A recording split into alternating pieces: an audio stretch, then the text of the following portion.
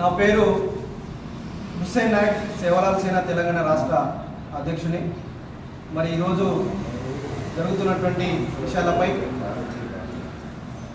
ఈ రాష్ట్ర ముఖ్యమంత్రి రేవంత్ రెడ్డి గారు లంబాడీ వల్లనే మరి రాష్ట్ర ప్రభుత్వం కాంగ్రెస్ ప్రభుత్వం వచ్చిందని పలుమార్లు ఆయన చెప్పడం జరిగింది. అందులో భాగంగానే మరి రేవంత్ రెడ్డి గారి ఆలోచన భాగమా, పొంగులేటి శ్రీనివాసరెడ్డి అనుచరుడైన వారి భాగమా మేము భావిస్తూ ఉన్నాం. పొంగులేటి శ్రీనివాసరెడ్డికి అనుచరుడైనటువంటి తెల్ల వెంకట్రావు గారు లంబాడీల వ్యతిరేకంగా మరి అన్యాయం జరిగినట్టు, మా సమాజానికి అన్యాయం జరిగిందని చెప్పేసి ఒక చట్టబద్ధత న్యాయస్థానంలో శాసనసభ్యుల నుండి కూడా ఒక కులాన్ని, ఒక మతాన్ని కూడా మరి వ్యతిరేకంగా వారు సుప్రీంకోర్టులో వారికి పెట్టడం చాలా చట్ట విరోధమని నేను భావిస్తూ ఉన్నాము. తక్షణమే మీరు లంబాడీ ఓట్లు అవసరం లేదనుకుంటే సేవలాల్ సేన మీకు సవాలుగా విసురుతూ ఉన్నాం. మీరు దమ్ముంటే రాజీనామా చేసి లంబాడీల వ్యతిరేకంగా గెలవమని సందర్భంగా మేము విజ్ఞప్తి చేస్తూ ఉన్నాం. అదేవిధంగా లగచర్ల ఘటన జరిగినప్పుడు లంబాడీల భూములను లాక్కునే సందర్భంలో మరి అక్కడ లంబాడీలు, సేవలాల్ సేన మరి అందరం కూడా బలంగా లంబాడీ పక్షాన్ని నిలబడితే మరి ప్రభుత్వం వెనుక తగ్గి వారికి ఇయ్యలేదు అనే భావనతోనే మరి ఈరోజు అనేకమైన కుట్రలు జరుగుతూ ఉన్నది. మరి కోయ సమాజానికి అన్యాయం జరిగిందా, లంబాడీ సమాజానికి అన్యాయం జరిగిందా అని భావిస్తూ ఉంటే మరి తెలంగాణ వ్యాప్తంగా చూస్తూ ఉంటే మరి తెలంగాణలో 70% లంబాడీలు, ఒక 70% ఉంది జనాభా.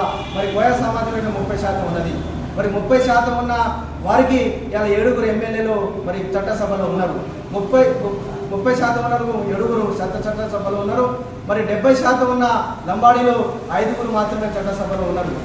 70% ఉన్నవారికి ఒక పార్లమెంటు, 30% ఉన్న వారికి ఒక పార్లమెంట్ సభ్యులు ఉన్నారు. మేము అన్ని రకంగా కూడా రాజకీయంగా అన్యాయం జరిగింది మాకు. మరి నామినేట్ పదవిలో మాకు రావాల్సిన కార్పొరేషన్లో కూడా మమ్మల్ని ఇవ్వకుండా మరి రాష్ట్ర ప్రభుత్వం మాకు తీవ్రమైన అన్యాయం చేసే ఉన్నది. మేము ఇంత చేసినా కూడా మేము ఓటు తీసుకొని కాంగ్రెస్ ఇందిరాగాంధీని మరి దృష్టి తామలో మరి చట్టబద్ధత కల్పించినప్పుడు మరి అది ఉద్దేశించుకొని మరి కాంగ్రెస్ ప్రభుత్వానికి మా ప్రజలు, మా బంజారా సమాజం యావత్ మొత్తం కూడా 80% మరి కాంగ్రెస్ పార్టీకి ఓటేసి గెలిపిస్తే మరి బంజారాలకు అన్యాయం చేసింది రేవంత్ రెడ్డి ప్రభుత్వం కూడా మేము భావిస్తూ ఉన్నాను. అదేవిధంగా ఈ జిల్లా ప్రాంతానికి చూస్తూ ఉంటే మరి పొంగులేటి శ్రీనివాసరెడ్డి గారు ఈ ప్రాంతంలో మంత్రిగా వ్యవహరిస్తూ ఉన్నారు. మరి పొంగులేటి శ్రీనివాసరెడ్డి గారి అనుచరుడుగా ఉన్నటువంటి మరి తెల్ల వెంకట్రావు గారు, మరి పొంగులేటి శ్రీనివాసరెడ్డి అనుచరుడుగా ఉన్నటువంటి తెల్ల వెంకట్రావు గారు వారి కనుసంధంలోనే మరి సుప్రీంకోర్టు దాఖలు చేస్తున్నట్టుగా మా బంజారా సమాజం కూడా మేము భావిస్తూ ఉన్నాము. దీని అంతటి కూడా పొంగులేటి శ్రీనివాసరెడ్డిగా మేము బంజారా సమాజం కూడా భావిస్తూ ఉన్నాం. అదేవిధంగా ఈ జిల్లా ప్రాంతంలో చూస్తుంటే మరి పొంగులేటి శ్రీనివాసరెడ్డి గారు మరి ఇల్లందు ప్రాంతంలో మాకు రావాల్సిన ఎమ్మెల్యే టికెట్ను కూడా అడ్డుకోవడం జరిగింది. అక్కడ అసురాపేటలో కూడా మా లంబాడీ సమాజానికి రావాల్సిన టికెట్ కూడా అడ్డుకోవడం జరిగింది. అయినా కూడా లంబాడీ సమాజం ఓపికతో ఉండి మరి పొంగులేటి శ్రీనివాసరెడ్డి పార్లమెంట్ అభ్యర్థులు గెలిపిస్తే మరి కొత్తగూడెం నియోజకవర్గంలో మరి 80% ఓట్లు ఉన్నటువంటి మా లంబాడీ సింగిల్ కమ్యూనిటీకి మరి మార్కెట్ కమిటీ చైర్మన్ ఇవ్వడంలో కూడా మరి మంత్రివర్గం, లోకల్ స్థానిక ఎమ్మెల్యేలు అడ్డుపడతారని కూడా సమాచారం మాకు వచ్చింది.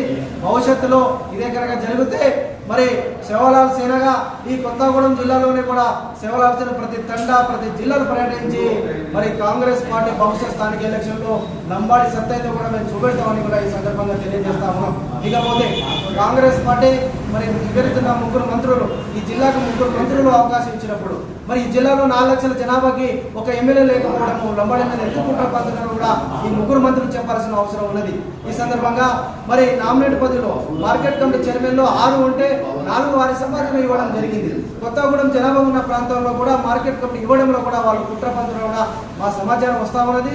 ఇలాంటి కన్నా పునరావృతం అయితే ఖచ్చితంగా లంబాడీలో సేవలాల్సిన ప్రతి తండనం చైతన్యం చేసి భవిష్యత్తు రాబోయే స్థానిక ఎలక్షన్లో కూడా మేము మా ఓటు పరంగా మేము చైతన్యం చేసి వారిని కాంగ్రెస్ పార్టీ ఓటు ధర బుద్ధి చెప్తాం కూడా ఈ సందర్భంగా తెలియజేస్తూ, అదేవిధంగా కాంగ్రెస్ పార్టీ చిత్తశుద్ధి ఉంటే మరి తెల్ల వెంకట్రావు నినాదమా, కాంగ్రెస్ పార్టీ నినాదమా అనేది కూడా స్పష్టం చేయాల్సిన అవసరం కూడా ఈ పార్టీకి ఉన్నది.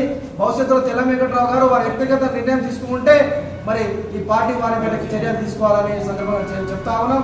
లేని పక్షంలో కాంగ్రెస్ పార్టీ వారి బహిర్గతం చేయకపోతే రాష్ట్రంగా రేపు పాలేరులో కూడా మీటింగ్ చేయబోతా ఉన్నాం.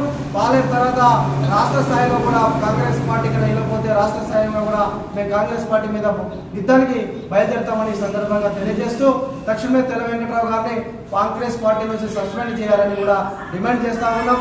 అదేవిధంగా టీఆర్ఎస్ పార్టీ నుంచి గెలిచి కాంగ్రెస్ పార్టీలో వచ్చినటువంటి తెల్ల వెంకట్రావు గారు మీకు దమ్ము ఉంటే మరి లంబాడి ఓట్లు మీకు అవసరం ఉంటే మీరు దమ్ముంటే రాజీనామా చేసి లంబాడి వ్యతిరేకంగా మీరు పోటీ చేయండి, గెలిపించే సత్తా శివరాజసేన తీసుకుంటుందని కూడా ఈ సందర్భంగా తెలియజేస్తూ తక్షణమే ఈ జిల్లా మంత్రి గారు మరి నోరు మెప్పాలి, మరి లంబాడి పక్షాలు ఎందుకు ఇంత అన్యాయం చేస్తా ఉన్నారో కూడా చెప్పాల్సిన అవసరం ఉంది. లేని పక్షంలో మరి పొంగులేటి శ్రీనివాసరెడ్డి గారు ఎక్కడ పోటీ చేసినా లంబాడిలోగా మేము ఖచ్చితంగా వారిని అడ్డుకునే తీరుతామని సందర్భంగా తెలియజేస్తూ ఓట్ల పరంగానే వారికి ఓడించి చూపిస్తామని సందర్భంగా తెలియజేస్తూ జై శివరాజసేన, జై గిరిజన, జై గిరిజన, జై శివరాజసేన, జై శివరాజసేన, జై శివరాజసేన, జై